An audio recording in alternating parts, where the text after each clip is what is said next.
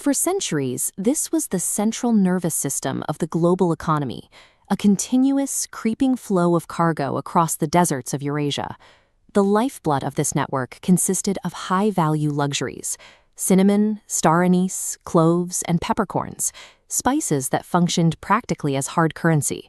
In 1453, the pulse stopped. The Ottoman Empire captured Constantinople. A massive geopolitical barrier drops over the Bosphorus, physically halting the westward flow of Asian goods. Facing an absolute economic blockade, panicked European states pushed out into the empty Atlantic Ocean out of sheer financial desperation. That frantic pivot forced fleets to cross the Atlantic, leading directly to the colonization of the Americas, the massive extraction of New World silver, and the rise of Western naval empires. Western global dominance was an accidental byproduct of geography. A single severed road forced Europe to build ships instead of caravans. But what if that road stayed open? Imagine a timeline where a stable league of merchant guilds or a prolonged Pax Mongolica keeps the overland routes secure. The caravans never stop. This heat map visualizes the resulting shift. Global wealth concentration remains locked in the Middle Earth of Central Asia, glowing intensely rather than bleeding out to the coastal Atlantic. Cities that were historically marginalized evolve into sprawling financial capitals. Places like Samarkand and Bukhara become the banking and commerce hubs of the world, the New York and London of this alternate timeline. Without desperation to find a sea route to India, the economic incentive to sail west vanishes. Christopher Columbus likely remains an obscure Italian navigator, and the frantic scramble of 1492 never happens. Instead of building transoceanic navies, European powers focus on land-based Mediterranean trade. They maintain their economies locally, meaning the flood of New World silver never distorts European markets. By keeping the overland routes highly profitable, the historical necessity for violent, globe-spanning naval empires is completely neutralized.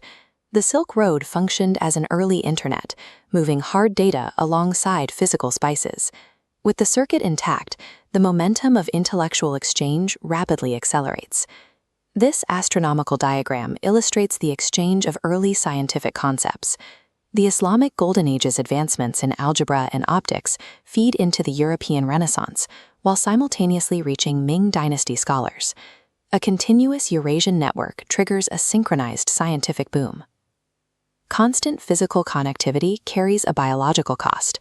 In a hyper-connected Eurasia, cross-continental pandemics circulate more frequently and strike with increased virulence. Over centuries of exposure, the survivors develop a highly robust shared immunity matrix. Because diseases are no longer isolated to specific regions, the Eurasian gene pool adapts to a much broader range of pathogens. When contact with the Americas eventually occurs, the biological shock is absolute. Visitors carry a viral cocktail seasoned across 3 continents. Facing a diverse array of seasoned pathogens all at once, the demographic collapse of the isolated American populations leaves virtually no survivors. An unbroken physical network accelerates human synchronization. Technology, ideas, and biology compound exponentially, compressing centuries of human development into a fraction of the time. In an economy where terrestrial trade is the ultimate prize, industrialization takes a different path. The massive investment that historically went into deep-sea naval architecture is redirected into solving the physics of overland haulage. To move massive tonnage across mountains and deserts, merchant guilds fund the transition from stationary mine pumps to mobile steam power. This concentrated capital solves the thermodynamic hurdles of the locomotive decades early, purely to replace the inefficiency of the animal caravan.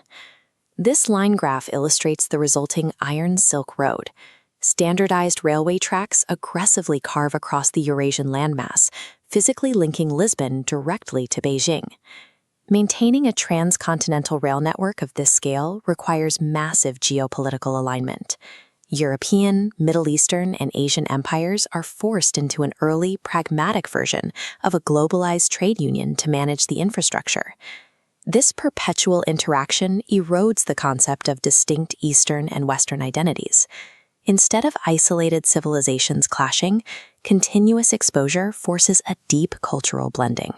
Imagine religious architecture reflecting this syncretism. towering Gothic cathedrals built with intricate Islamic geometric tilework, all capped by sweeping Chinese pagoda-style roofs.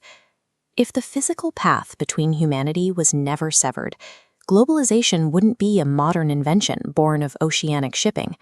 We would live in an inherently polycentric world, built on a slow, steady march of caravans and railways, long before the first ship ever crossed the Atlantic.